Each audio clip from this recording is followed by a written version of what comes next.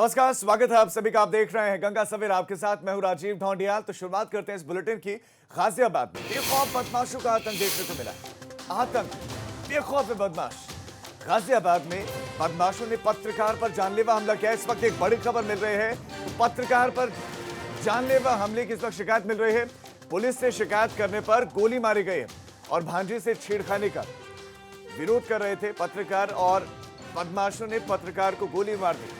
Police से शिकायत की थी और भांजी से छेड़खानी की शिकायत पत्रकार ने पुलिस से की थी और अब अस्पताल में भर्ती हैं पत्रकार। जिंदगी और मौत से जूझ रहे हैं। ये बहुत बड़ी खबर गाजियाबाद से, और गाजियाबाद में कितने बेखौफ बदमाश आप अंदाजा लगा सकते हैं। सीसीटीवी तस्वीरें आए। सबसे पहले सुबह सुबह बुलेटिन में हम आपको ये तस्वीरें दिखा रहे हैं। उनके साथ उनकी भांजी उनकी जो है गाड़ी के बिल्कुल बगल पर, और देखिए बदमाश गोली मारकर फरार हो गए और फिर उनकी भांजी रोती बिलखती। देखिए बदमाश आते हैं, देखिए वो मोटरसाइकिल में बैठे हुए थे, मोटरसाइकिल में वो और उनकी भांजी बैठी हुई थी और इसी बीच में ये बदमाश आते हैं, ये पकड़ते हैं, मारते हैं। देखिए हमला कर रहे हैं, मारते हैं। ये कुछ 4-5 संख्या में देखिए आते हैं, मारते हैं और उसके बाद फायर करते हैं, गोली मारते हैं और फिर उनकी भांजी आती है, उनको देखती है। ये तस्वीरें देखिए। और अब वो अस्पताल में इस वक्त जिंदगी और मौत से जूझ रहे हैं। कानून के हाथ तो बहुत लंबे होते हैं, ये कहा जरूर जाता है, लेकिन इस वक्त उत्तर प्रदेश में कानून बौना साबित हो रहा है। पुलिस वालों के हाथ बहुत छोटे, इतने छोटे कि किसी बदमाश तक तो नहीं पहुंच पा रहे, और बदमाशों के हाथ कानून से बहुत ज्यादा लंबे। वो जब चाहे, जिसको चाहे, जहां चाहे वहां पर मार रहे हैं। और पत्रकारों की सुरक्षा का क्या, ये देखिए। एक पत्रकार को अपनी भांजी के साथ हो रहे बदसलूकी का विरोध करना महंगा पड़ गया। और उसके बाद घटना के बाद से अब सारे अधिकारी पहुंच गए। घटना के बाद सारे अधिकारी हालत जानने के लिए, हालचाल पूछने के लिए पहुंच गए अस्पताल। सवाल यह कि घटना हुई क्यों। पहला तो एक छेड़खानी, दूसरा बदमाश इतने बेखौफ है कि छेड़खानी का विरोध करो तो सीधा गोली मार देते हैं। विक्रम, इनके गन शॉट इंजरी से घायल होने की सूचना पुलिस को मिली थी। सूचना पर तत्काल मैं एवं अन्य अधिकारी हम लोग यहाँ पर आए हैं। परिजनों से भी हम लोगों की बात हुई है। इनका नाम विक्रम है, प्रताप विहार कॉलोनी के रहने वाले हैं। जो भी इसमें जिन्होंने भी ये घटना कारित की है, एकदम सटीक इसमें इन्वेस्टिगेशन करा करके हम लोग शीघ्र ही उन पर कार्रवाई सुनिश्चित करवाएं। आदमी मैं जानता नहीं किसी को भी, कौन थे वो लड़के। उन्होंने एक साथ झुंड मार के घेरा था डबल टंकी के पास, लाला की दुकान के सामने हलवाई की। हमारी भांजी है, उसकी कमेंट्स करते थे लोग बाग, तो हमने विरोध करा उस चक्कर में, वहाँ लड़ाई झगड़ा हुआ। उसके बाद हमने एप्लीकेशन भी दी थी थाने के अंदर। उस देने के बाद फिर 2-3 दिन के बाद गोली मार दी। और इस खबर पर विपिन तोमर हमारे संवाददाता और ज्यादा जानकारियों के साथ जुड़ गए हैं। विपिन, सबसे पहले तो आप दर्शकों को यह बताएं कि जो पत्रकार जख्मी हुए हैं जो अस्पताल में, उनकी हालत, उनकी सेहत कैसी है। दूसरा सवाल ये कि छेड़खानी की जब शिकायत पत्रकार ने की थी तो क्यों नहीं पुलिस की तरफ से कार्रवाई की गई, और अब क्या कार्रवाई की गई, क्या पकड़ पाई पुलिस किसी भी बदमाश को या नहीं?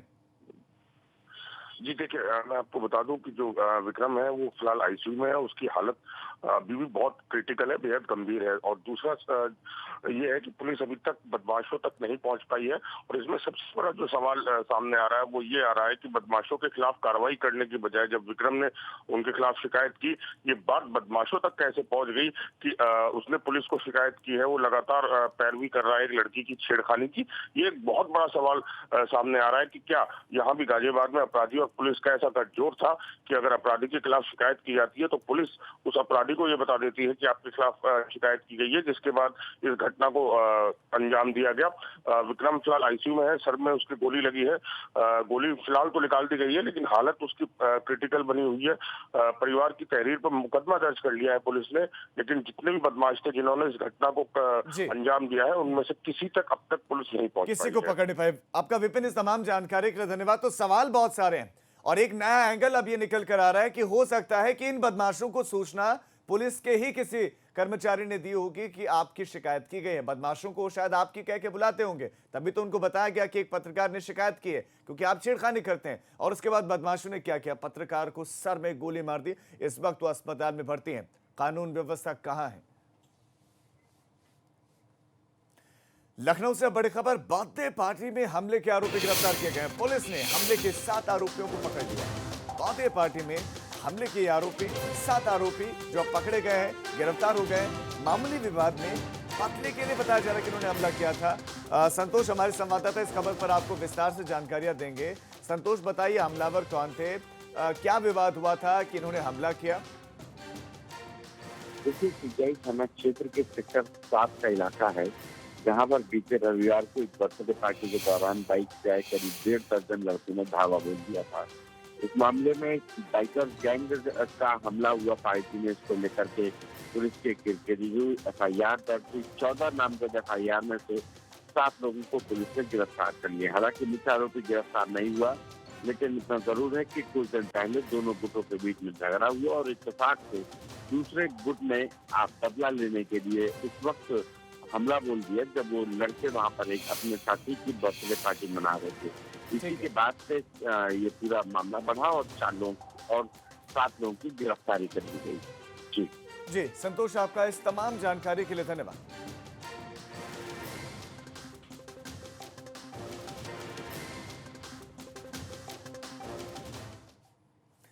और अब बात करेंगे रामलला विराजमान की। अयोध्या में राम मंदिर जन्मभूमि पूजन की तारीख का ऐलान और भूमि पूजन में पीएम नरेंद्र मोदी के पहुंचने की संभावना के बाद सियासी गतिविधियां तेज हो गई। पीएम के अयोध्या पहुंचने के मद्देनजर वहां सुरक्षा व्यवस्था को चाक चौबंद बनाने के लिए तैयारियां शुरू हो गई हैं।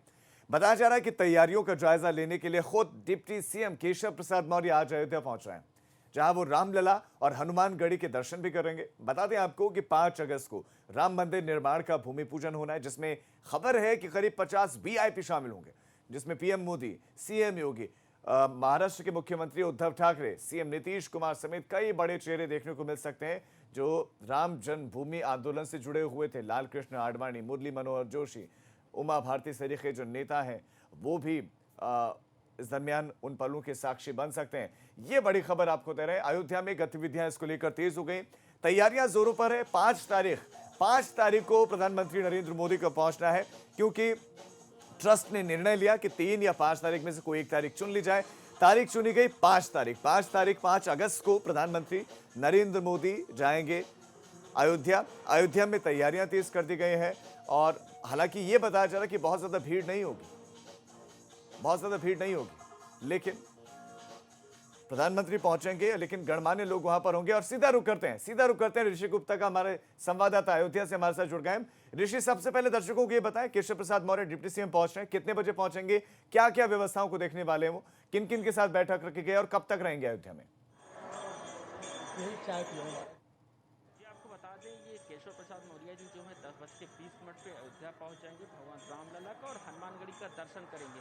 जिस तरह से 5 तारीख को पीएम मोदी भूमि पूजन करने को लेकर के यहाँ पे तैयारियां हैं, और बता दें आपको कल यहाँ पे मंत्री भी आए थे, स्वतंत्र मंत्री भी आए थे। जिस तरह से पीएम के आगमन को लेकर के अब लोग रोज न रोज एक मंत्री आ रहे हैं, जिसको भूमि पूजन की जो तैयारी उसको तेज कर दी गई है। आज रामलला का और हनुमानगढ़ी का केशव प्रसाद मौर्य जी दर्शन करेंगे। ठीक है ऋषि, क्या ये फाइनल हो पाया? क्या ट्रस्ट की तरफ से बताया गया कि वो गणमान्य लोग कौन होंगे? प्रधानमंत्री, मुख्यमंत्री योगी के अलावा कौन कौन से बड़े नेता होंगे जो उन पलों में मुख्यमंत्री और प्रधानमंत्री के इर्द गिर्द नजर आ सकते हैं, भूमि पूजन के साक्षी बन सकते हैं?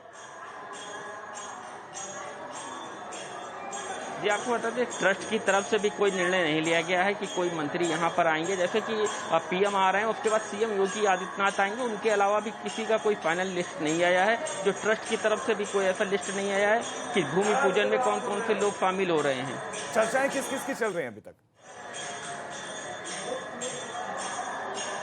सर, चर्चाओं की बात करें तो मोहन भागवत जी का भी चर्चा है, उद्धव ठाकरे जी के भी चर्चे हैं, और आरएसएस के कई ऐसे लोग हैं जो भूमि पूजन में शामिल हो सकते हैं। ऋषि, अगर मैं तैयारियों की बात करूं अभी, तो वहां पर किस तरह की तैयारियां हैं? क्या जो गणमान्य लोग पहुंच रहे हैं उनके ठहरने के लिए किस तरह की व्यवस्थाएं हो रही हैं? दूसरा, जो शुभ मुहूर्त है वो कितने बजे का बताया जा रहा है कि गणमान्य लोग सभी कितने बजे तक पहुंच सकते हैं? और क्या एक एग्जैक्ट नंबर है कि कुल इतने ही लोग आ सकते हैं कार्यक्रम में, कि 50 हो या 70 हो, कोई एक आंकड़ा हो कि इससे ज्यादा नहीं आएंगे, उससे कम ही रहेंगे? जी आपको बता दें, जो पीएम का भूमि पूजन का कार्यक्रम है, जिसको लेकर के कम से कम 150 से आदमी जो गणमान्य होंगे वो शामिल होंगे भूमि पूजन में, और सोशल डिस्टेंस का पूरा ध्यान रखा जाएगा। और पीएम के आगमन को लेकर के जो सोशल डिस्टेंस की जो बात है वो सामने आ रही है कि जो भूमि पूजन उसमें कम से कम 100 लोग अंदर शामिल होंगे, पूरी तरह से सोशल डिस्टेंस बनाए रहेंगे। और भूमि पूजन की जो तैयारी की बात है, तो वो भूमि पूजन के लिए अंदर रामलला में उनकी तैयारी का पूरा कार्यक्रम चल रहा है, और जो गणमान्य आएंगे उनकी तैयारी को उनको रुकने के लिए और मानस भवन उनकी तैयारी की जा रही है रोकने के लिए। जी ऋषि, आपका हमारे साथ बात करने के लिए जी मौजूद रामलला के हनुमानगढ़ी के पुजारी राजू दास जी। जी आप बात करें, राजू दास जी से बात करें, उनसे पूछें। राजू दास जी, पीएम के आगमन को लेकर के आज केशव प्रसाद मौर्य जी आ रहे हैं, क्या है तैयारियां? नहीं, लगातार जब से हम लोगों ने मांग किया था कि माननीय प्रधानमंत्री जी ही भूमि पूजन में आए, मैं प्रधानमंत्री जी को साधुवाद दूंगा, माननीय गृह मंत्री जी को धन्यवाद दूंगा, ट्रस्ट के लोगों को साधुवाद दूंगा जिन लोगों ने मंदिर की भव्यता के बारे में सोचा। विगत लगातार जब से आ गया है आदेश, तब से कल प्रदेश अध्यक्ष जी आए थे हनुमानगढ़ी, दर्शन पूजन किया, हम लोगों से चर्चा किया। आज केशव जी आएंगे, केशव जी से कल भी चर्चा हुई थी, आज केशव जी आएंगे, हनुमानगढ़ी दर्शन पूजन करेंगे, राम जन्मभूमि जाएंगे और कुछ लोगों से मिलेंगे भी। इसकी चर्चा है कि अयोध्या किस हिसाब से लॉकडाउन का पालन हो, भीड़ भाड़ ना हो, शांतिपूर्ण तरीके से आप उनसे पूछे कि कौन-कौन गणमान्य लोग पहुंचे, प्रधानमंत्री, मुख्यमंत्री के अलावा और कौन-कौन बड़ा चेहरा आ रहा है? क्या राम जन्मभूमि आंदोलन से जुड़े हुए लोग भी आ रहे हैं? कितने गणमान्य लोग पहुंच रहे हैं? हम लोगों को उम्मीद है कि 200 लोग जो राष्ट्रपति से लेकर प्रधानमंत्री से लेकर मुख्यमंत्री से लेकर और विशिष्ट जिन लोगों ने राम जन्मभूमि मंदिर के बनाने के लिए जिन जिन लोगों ने संघर्ष किया था, ऐसे बीजेपी के पुराने नेता भी आने की उम्मीद है। ठीक है, आपका इस तमाम जानकारी के लिए ऋषि धन्यवाद। तो राजू दास जो कि वहाँ के पुजारी भी हैं मंदिर के, वो एबीपी गंगा के साथ जुड़े और उनका ये कहना है कि प्रधानमंत्री, मुख्यमंत्री के अलावा राष्ट्रपति तक भी आ सकते हैं। तैयारियां बहुत तेज चल रही हैं और करीब 200 लोगों के पहुंचने की संभावनाएं हैं, लेकिन जो लोग पहुंचेंगे वो सोशल डिस्टेंसिंग का पालन करेंगे, मास्क लगाएंगे, यानी कि उनको सारे नॉर्म्स का पालन करना होगा। वहीं राम मंदिर निर्माण के भूमि पूजन के लिए संगम नगरी के त्रिवेणी संगम के जल का इस्तेमाल होगा।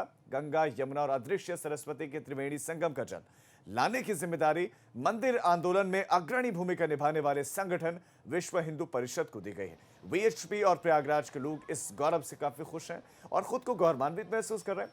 वीएचपी के 2 पदाधिकारी संगम का जल लेकर 3 अगस्त को अयोध्या जाएंगे। जल को किसी रथ पर रखकर उसे प्रयागराज में घुमाने की भी बातें चल रही हैं, ताकि जल के साथ तीर्थराज के लोगों की भावनाएं भी राम की नगरी तक जा सकें। 5 अगस्त को ये देश के यशस्वी प्रधानमंत्री श्री नरेंद्र मोदी जी अयोध्या में श्री राम जन्मभूमि के लिए जो भूमि पूजन करने जा रहे हैं, उसमें तीर्थराज प्रयाग से मां त्रिवेणी का पवित्र जल जाएगा। ये प्रयाग के लिए और विश्व हिंदू परिषद के लिए भी गौरव का विषय है, क्योंकि इसी तीर्थराज की संगम रेती से, त्रिवेणी के संगम तट से श्री राम जन्मभूमि के कई आंदोलन यहीं से तिथि निश्चित की गई थी। तो जल त्रिवेणी संगम से लिया जाएगा, जहां पर अदृश्य सरस्वती है, गंगा यमुना है और विश्व हिंदू परिषद को इस जिम्मेदारी दी गई है। अब ये तैयारियां हैं कि एक रथ में रखा जाएगा जल को और उसके बाद प्रयागराज में उसको घुमाया जा सकता है। हालांकि अब प्रशासन इसकी अनुमति देता है या नहीं देता, ये भी अभी स्पष्ट नहीं, क्योंकि इस तरह के धार्मिक कार्यक्रम की इजाज़त अभी नहीं है कि जुलूस निकाला जाए या इस तरह से रथ यात्रा निकाली जाए।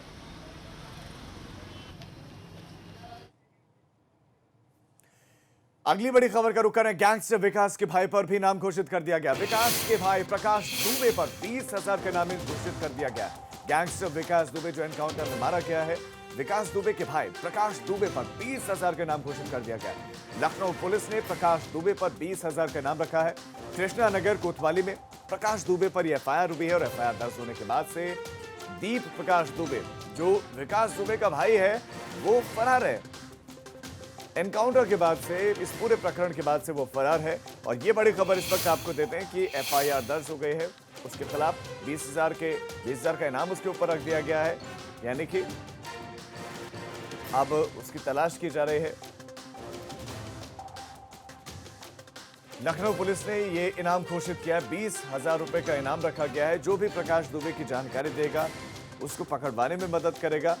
उसको 20,000 रुपए का इनाम दिया जाएगा। संतोष हमारे संवाददाता इस खबर पर और ज्यादा जानकारियों के साथ जुड़े हैं। संतोष, प्रकाश दुबे क्या प्रकरण के बाद से गायब है और अब पकड़ने के लिए क्या क्या पुलिस कर रही है इनाम घोषित करने के अलावा?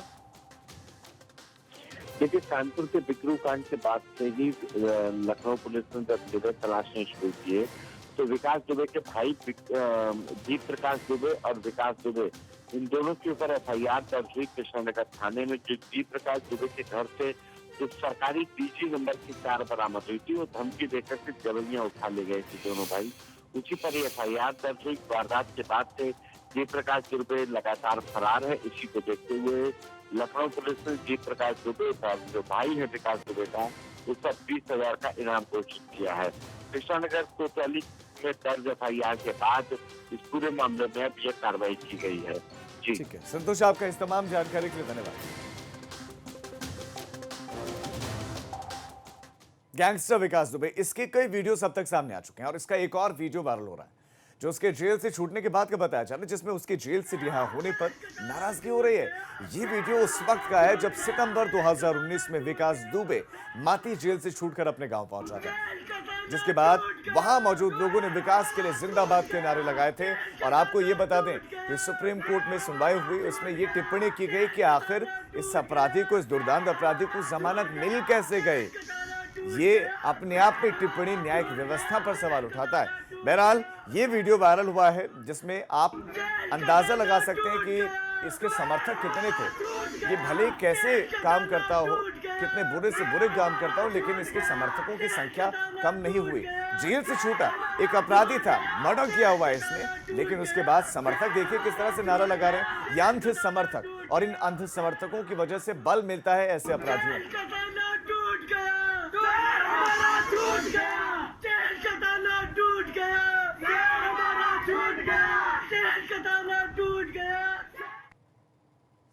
कानपुर कांड के कुछ दिन के बाद पुलिस विकास की तलाश में थी तो उसे औरैया के पास एक लावारिस कार भी मिली थी, लेकिन कार के मालिक के बारे में कुछ भी पता नहीं लगाया गया था। करीब 15 दिन के बाद अब उस कार का मालिक मथुरा में बंधक हालत में सड़क के किनारे मिला है।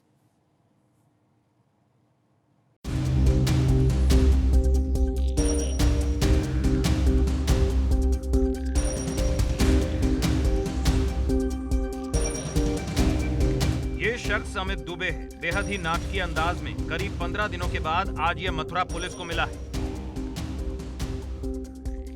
लोगों ने पुलिस को जानकारी दी कि किसी शख्स की आंखों पर पट्टी बंधी हुई है और उसके हाथ भी बंधे हैं। सड़क किनारे वो शख्स बैठा हुआ है। मामले की जानकारी के बाद मौके पर पहुंची पुलिस ने जब शख्स को बंधन मुक्त कराया तो उसने अपनी आपबीती बताई। क्योंकि 112 को सूचना प्राप्त हुई थी कि एक व्यक्ति वहां पर पड़े हैं। इस सूचना पर पुलिस वहां पर गई, इनको ले आई और ये संदिग्ध परिस्थितियों में वहां बंधी हुई हालत में पुलिस को मिले। इस संबंध में जानकारी पर बताया गया कि औरैया जनपद में इस संबंध में अभियोग पंजीकृत है, वहां की पुलिस आ गई है। दरअसल चौबेपुर में 8 पुलिसकर्मियों की हत्या के बाद जब पुलिस विकास दुबे की तलाश में खाक छान रही थी, तभी उसे बीती 5 जुलाई को औरैया में एक लावारिस इको स्पोर्ट्स कार मिली थी। कार के पास एक चप्पल भी थी, जिससे पुलिस अंदाजा लगा रही थी कि हो न हो विकास दुबे अपने साथियों के साथ इसी कार से कानपुर से भागा था और फिर औरैया में कार को लावारिस छोड़ दिया।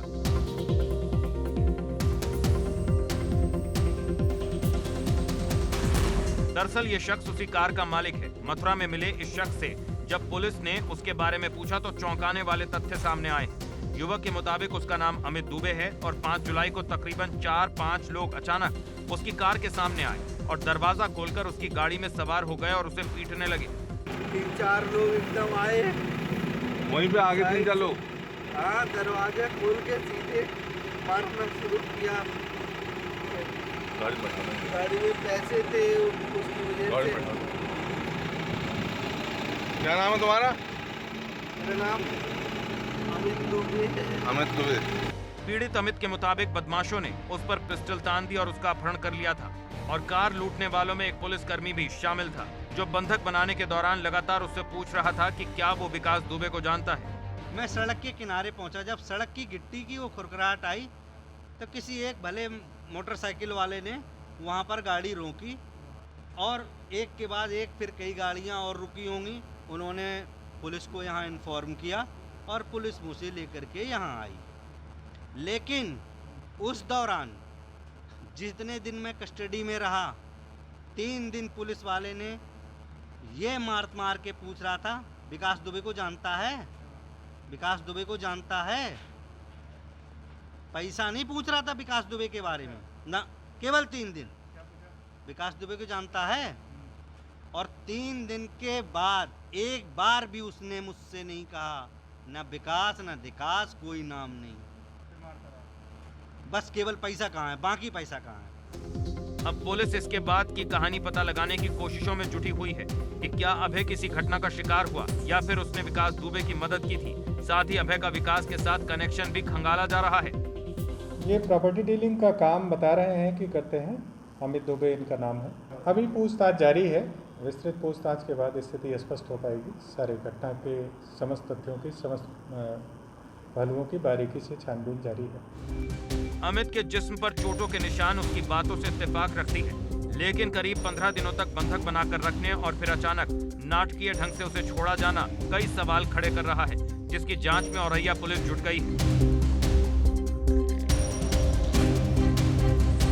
मथुरा से सौरभ गौतम के साथ औरैया से सूर्य प्रकाश शर्मा, एबीपी गंगा। और इस वक्त एक बहुत बड़ी खबर और एक दुखद खबर, मध्य प्रदेश के राज्यपाल लालजी टंडन, उनका निधन हो गया है। लालजी टंडन का निधन हो गया है। बेटे आशुतोष टंडन ने पिता के निधन की पुष्टि भी कर दी है। ये बहुत बड़ी खबर।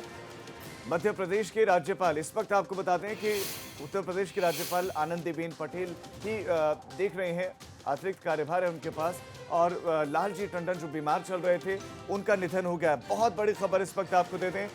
लखनऊ के मेदांता अस्पताल में लालजी टंडन भर्ती थे और उनका निधन हो गया। लालजी टंडन एक बहुत बड़े राजनेता भारतीय जनता पार्टी के, और एक बड़ी क्षति पार्टी को।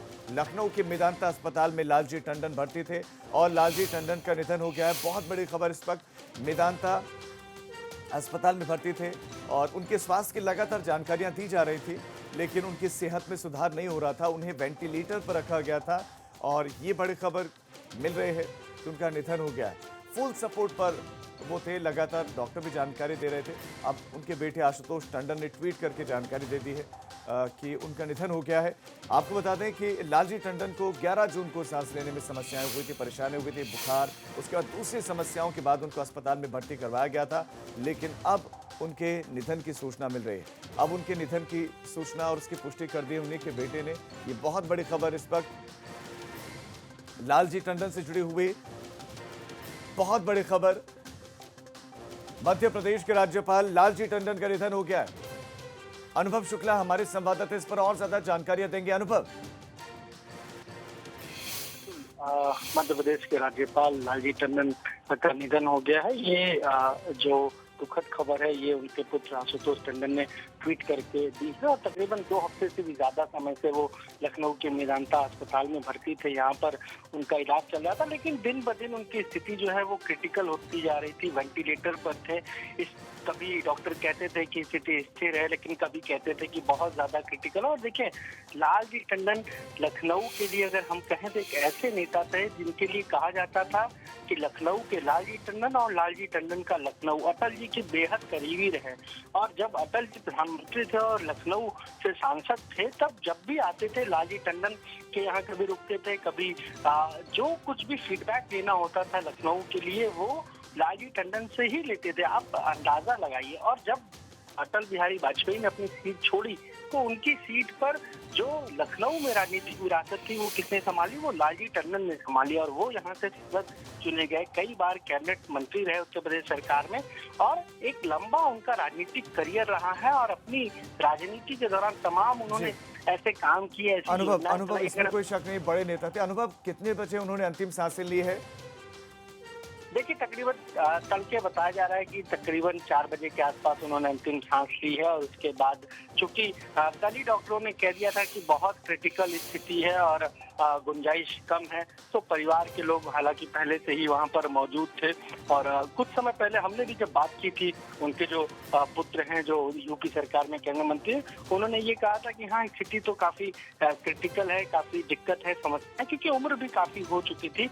डॉक्टरों ने लगातार कोशिश की कि वेंटिलेटर के सहारे और जो दवाइयां हैं उनको देकर स्वास्थ्य को ठीक किया जाए। बीच में थोड़ा स्वास्थ्य ठीक भी हो गया था। अनुभव आप हमारे साथ बने रहे, मैं आपके पास फिर से लौट रहा हूँ।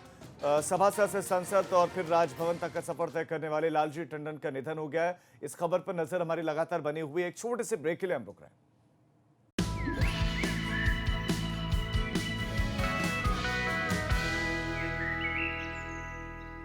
ब्रेक के बाद आप सभी का स्वागत है। बहुत बड़ी खबर, मध्य प्रदेश के राज्यपाल लालजी टंडन का निधन हो गया है। उनके बेटे आशुतोष टंडन ने पिता के निधन की पुष्टि की है। ये बड़ी खबर, मध्य प्रदेश के राज्यपाल लालजी टंडन बीमार चल रहे थे, उम्र दराज थे, बीमार चल रहे थे, लखनऊ के मेदांता अस्पताल में भर्ती थे और उनका निधन हो गया। ये बहुत बड़ी क्षति पार्टी के लिए।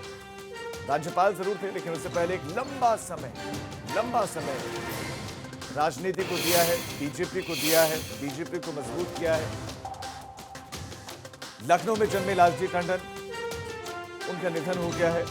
और ये बहुत बड़ी खबर, लालजी टंडन के बारे में कहा जाता है कि पूर्व प्रधानमंत्री अटल बिहारी के सबसे खास व्यक्तियों में से एक थे। उनके संपर्क में आए, उसके बाद करीब 5 दशकों तक अटल बिहारी वाजपेयी के साथ उनका संबंध कायम रहा। ये बड़ी खबर। और ये भी कहा जाता है कि लखनऊ की सड़कों पर अटल बिहारी वाजपेयी और लालजी टंडन के साथ तमाम किस्से लोगों की जुबान पर रहते हैं। वही लालजी टंडन अब नहीं रहे, उनका निधन हो गया है। तड़के उनका निधन हुआ है। सभासद से संसद और फिर राजभवन तक का सफर तय करने वाले लालजी टंडन अब नहीं रहे। उत्तर प्रदेश की राजनीति में भी ऐसा कहा जाता है कि उन्होंने बहुत प्रयोग किए थे, लेकिन अब वो नहीं रहे। सुबह 5:35 पर अंतिम सांस, आखिरी सांस उन्होंने ली और उनके बेटे ने उनके निधन की पुष्टि कर दी है। अनुभव शुक्ला हमारे संवाददाता और ज्यादा जानकारियां आपको देंगे। अनुभव, ये वाकई बीजेपी के लिए बहुत बड़ी क्षति, क्योंकि ऐसा कहा जाता है कि इन्होंने बहुत प्रयोग किए, पार्टी को मजबूत करने के लिए बहुत काम किया और यही वजह, चाहे वो बीजेपी बसपा का गठबंधन हो या पार्टी को आगे ले जाना हो, इन सभी कामों में रहे। अब उनके अंतिम दर्शनार्थ कौन कौन पहुंच सकता है लखनऊ? क्या प्रधानमंत्री मोदी पहुंच सकते हैं, क्योंकि बड़े नेता हैं, नेता थे लालजी टंडन भी?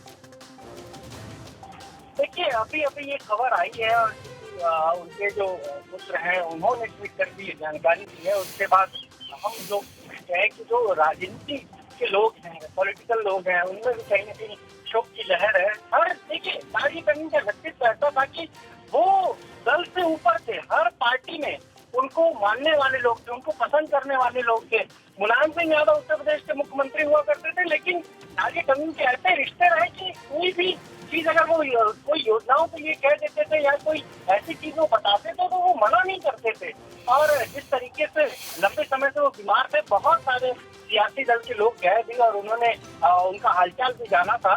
मुख्यमंत्री योगी आदित्यनाथ जा सकते हैं मेदांता अस्पताल, वो पहले गए देखने। शिवराज सिंह चौहान खुद आए थे वहां से उनका हालचाल जानने, वो आ सकते हैं। इसके अलावा जो और सियासी लोग हैं, दूसरे जो पॉलिटिकल पार्टियां हैं, जैसे आपने बीजेपी और बसपा का जो गठबंधन हुआ था, उसमें कहीं न कहीं लालजी टंडन की भूमिका सबसे महत्वपूर्ण थी और मायावती ने तो उन्हें राशि तक बांटी थी, वो पहुंच सकती है। तो कई सारे सभी दलों में हम कह रहे हैं कि उनका सम्मान था, पूरा सम्मान था। और एक ऐसे राजनीतिक व्यक्ति थे जो दल की भावना से ऊपर उठकर काम करते हैं। हम जब पुराने लोगों से उनके विषय में बात करते हैं तो यही कहते थे कि लालजी टंडन ने हमेशा किस तरीके से लोगों की भलाई हो, किस तरीके से वो काम किए जाए जिससे ज्यादा से ज्यादा लोगों तक उसकी मदद पहुंच सके, उसका फायदा पहुंच सके, ऐसे काम करते थे। पुराना लखनऊ अगर हम बताएं राजीव, तो वहां पर गलियां ऐसी होती कि आप गाड़ी लेकर जा नहीं सकते थे, लेकिन लालजी टंडन ने ऐसा डेवलप किया पुराने लखनऊ के इलाकों को। पानी की किल्लत हुआ करती थी, उसे ठीक किया। और जब अटल बिहारी वाजपेयी लखनऊ के सांसद रहे तो लखनऊ, जो न्यू लखनऊ का जो कॉन्सेप्ट आया, उसमें भी सबसे ज्यादा भूमिका अगर किसी की थी थी तो वो लालजी टंडन की भूमिका थी, क्योंकि तब वो नगर विकास मंत्री भी हुआ करते थे। जो योजनाएं शुरू की, चाहे लखनऊ के विस्तार की बात करें, हम गोमती नगर बताया गया, तमाम जो और नए शहर के इलाके बताए गए, उनके लिए जो योजनाएं थी, और एक तरीके से कहा जाता था कि लालजी मैं अनुभव आपके पास लौट रहा है इस वक्त। मेदांता के डायरेक्टर राकेश कपूर जी हमारे साथ जुड़ गए। राकेश जी, कितने बजे लालजी टंडन जी का निधन हुआ, और आप बताइए कि क्या क्या शिकायतें उनको थी? आज प्रातः काल 5:35 पे हृदय गति रुकने से माननीय लालजी टंडन जी का स्वर्गवास हुआ। हमारे पास वो 11 जून को भर्ती हुए थे और जांचों के द्वारा ये पाया गया था कि उनमें लिवर से रोग से संक्रमित थे, और यहाँ जांचों के दौरान उनको एक बार रक्तस्राव पेट के अंदर होने के कारण ऑपरेट भी करना पड़ा था, और उसके बाद वो पहले उनकी थोड़ी स्थिति सुधरी थी, परंतु पुनः स्थिति बिगड़ने पे उन्हें हमें वेंटिलेटर पे आईसीयू में रखना पड़ा। सब कोशिशों के बावजूद भी हम उनको आज सुबह उनका स्वर्गवास हुआ।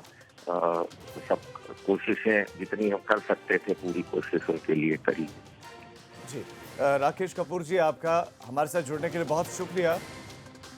तो 5:35 पर अंतिम सांस ली डायरेक्टर राकेश कपूर मेदांता अस्पताल के, और उन्होंने ये जानकारी दी कि लीवर में प्रॉब्लम थी, समस्या थी, और उसके बाद हृदय गति रुकने से उनका निधन हो गया है।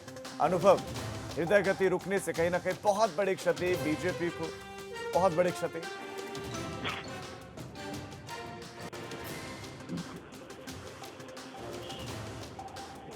अनुभव, मेरी आवाज मिल रही है आपको?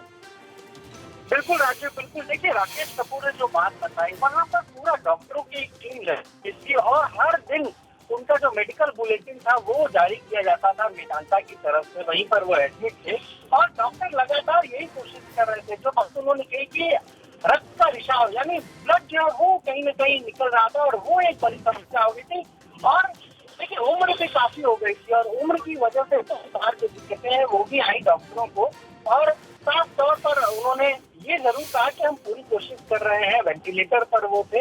लेकिन आज सुबह जिस तरीके से जो डायरेक्टर है उन्होंने बताया कि उनका जो निधन है वो हो गया, तो एक बहुत हम कहें तो दुख की खबर आज सुबह आई है। और खासतौर से अगर बीजेपी के लिए बात करें, जो बात आप कह रहे हैं, क्योंकि एक ऐसे लीडर थे वो जो जनसंघ के समय से जुड़े हुए थे, उनके पास आप जब बैठिए तो वो पुराने किस्से बताते थे कि कैसे पूरे अनुभव, ये सिलसिला अभी चलेगा बातचीत का। मैं आपसे सबसे पहले ये जानना चाहता हूं कि उनके राजनीतिक सफर पर आराम से बात करेंगे, लेकिन पहले में लालजी टंडन और लखनऊ का उनसे संबंध, वो किस तरह का था, और उन लखनऊ से उनका प्रेम वो जग जाहिर था, लेकिन उस संबंध के बारे में आप बताएं।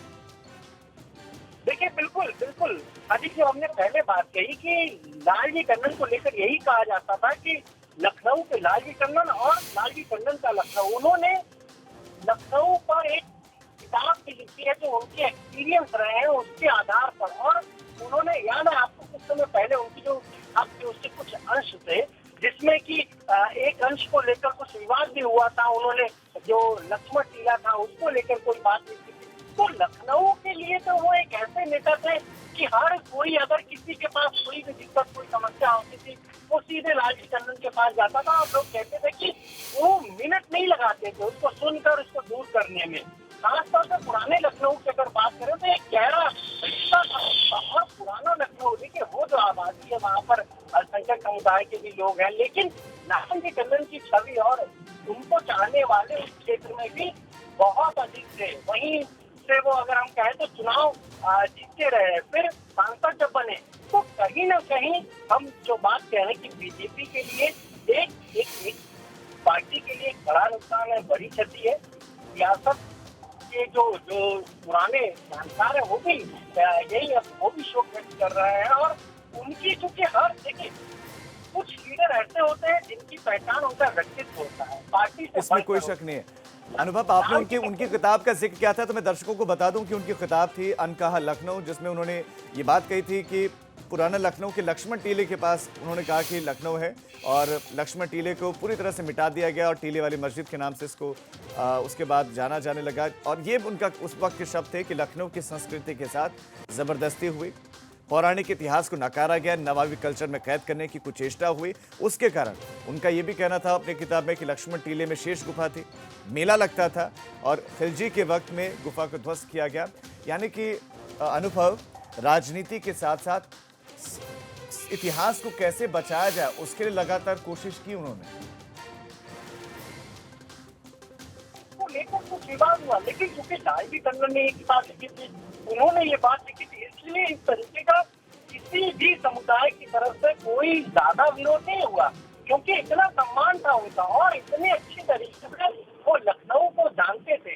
इसीलिए हर एक चीज को उन्होंने अपनी उस किताब में कहा, लखनऊ में उन्होंने उस बात को लिखा है। और जब हमें याद है कि इस तरीके से ये जो लखनऊ में अटल बिहारी वाजपेयी साइंटिफिक कन्वेंशन है, ये भी लालजी टंडन की ही देन है। वो जब मंत्री हुआ करते थे, अटल जी प्रधानमंत्री थे, तब ये एक बहुत बड़ा साइंटिफिक कन्वेंशन सेंटर बनाया गया था और उनकी किताब का हम कहें तो विमोचन भी जो है वो वही हुआ था। हमें याद है तमाम दलों के लोग पहुंचे थे और उस किताब की एक एक बारीकी के बारे में तब लालजी टंडन ने खुद मंच से कहा था। तो एक बड़े लीडर थे, बड़े नेता थे और हम आज कहेंगे कि कहीं ना कहीं लखनऊ ने लालजी टंडन को खो दिया है और ये लखनऊ के लिए भी एक क्षति की बात है।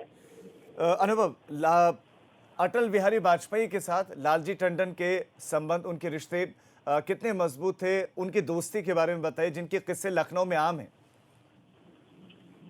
बिल्कुल बिल्कुल, देखिए अटल जी जब लखनऊ में रहा करते थे तब सबसे ज्यादा अगर कोई करीब था तो वो थे लालजी टंडन। और हमें याद है जब अटल जी को कहा गया कि भारत रत्न मिलेगा, हम खुद लालजी टंडन के पास गए थे उनका इंटरव्यू करने के लिए। काफी पुरानी बात हो गई राजेश, लेकिन तब उन्होंने ये कहा था कि कैसे अटल जी एक एक चीज के बारे में, हर चीज, क्योंकि तब वो लखनऊ में नए थे, अटल जी नए थे और लालजी टंडन तो लखनऊ के ही रहने वाले थे, उनको सारी चीजें पता है। तो वो चौक में खास तौर से जो चौक की ठंडाई है वो कैसे वहां पर वो बैठते थे, कैसे वहां पर जो पॉलिटिकल गपशप है वो होती थी। और ऐसा नहीं है कि केवल अटल बिहारी वाजपेयी आते थे, उस समय जो कांग्रेस के बड़े लीडर थे वो भी वहां पर पहुंचते थे। तो उन दिनों की वो बात बताते थे और काफी कुछ सियासत में कैसे चीजें बदली, कैसे नई चीजें आई, कैसे जो राजनीति में जो मूल्य है वो गिरते चले गए, इन सारी चीजों पर वो कभी दुखी भी हुआ करते थे और कहते थे कि ये सियासत जो हमने शुरू की थी, कैसे जिस धारा के हम हैं, जिस परंपरा के हम लोग हैं, वहां पर ऐसी सियासत नहीं होती थी। अटल जी जब प्रधानमंत्री रहे तो जब भी कुछ भी अगर होता था, एक हम आपको बात बताएं दर्शकों को कि लालजी टंडन का जन्मदिन था और एक कार्यक्रम रखा गया था महानगर में एक पार्क में, वहां पर साड़ी बांटी जानी थी और उस समय उस साड़ी बांटने के दौरान कई भगदड़ मची और कई महिलाओं की भगदड़ में मौत हो गई थी। इतने दुखी हुए लालजी टंडन के फिर कहा कि कभी जीवन में इस तरीके का जन्मदिन नहीं मनाएंगे और हमेशा फिर उसके बाद सादगी से ही कार्यकर्ता अगर पहुंच गए तो पहुंच गए, लेकिन उन्होंने कभी भी अपने जो जन्मदिन है वो धड़क भड़क धूमधाम से नहीं मनाया। तब अटल जी भी प्रधानमंत्री थे और फिर वो भी आए थे, उन्होंने भी शोक व्यक्त किया था। तो इस तरह का उनका संबंध था और अटल जी के तो एक तरीके से लखनऊ में वो दूध के तौर पर थे, जब तक वो प्रधानमंत्री रहे, जब तक वो सांसद रहे। यानी कि आजकल जो नेताओं को देखने को मिलता है कि वोट के लिए सारे की सारी राजनीति होती है, संवेदनाएं कम ही जुड़ी होती हैं, लेकिन संवेदनाएं जुड़ी हुई थी, इसीलिए अगर जनता को तकलीफ होती तो उनको होती थी। अनुभव, जरा दर्शकों को उनके बारे में कुछ जानकारी दे रहे हैं कि 12 अप्रैल को उनका जन्म हुआ था 1935 को। और ये ट्वीट आया है आशुतोष टंडन का। उन्होंने ट्वीट किया, बाबूजी नहीं रहे।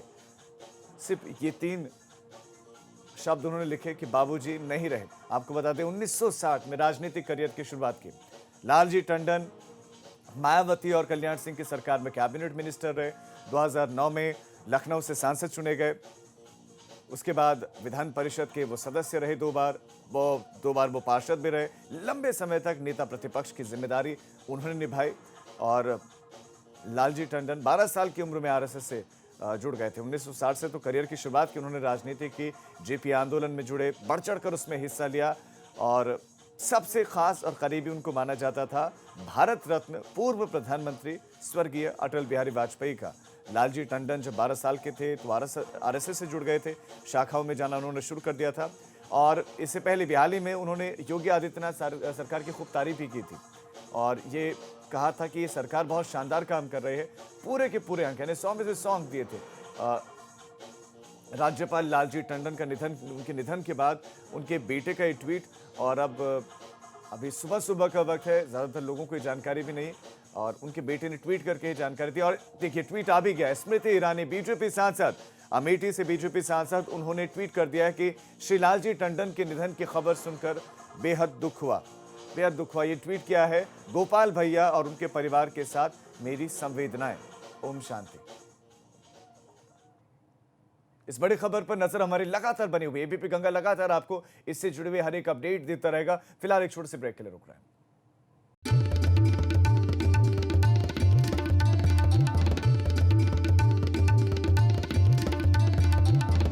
आप देख रहे हैं एबीपी गंगा, खबर आपकी, जुबान आपकी।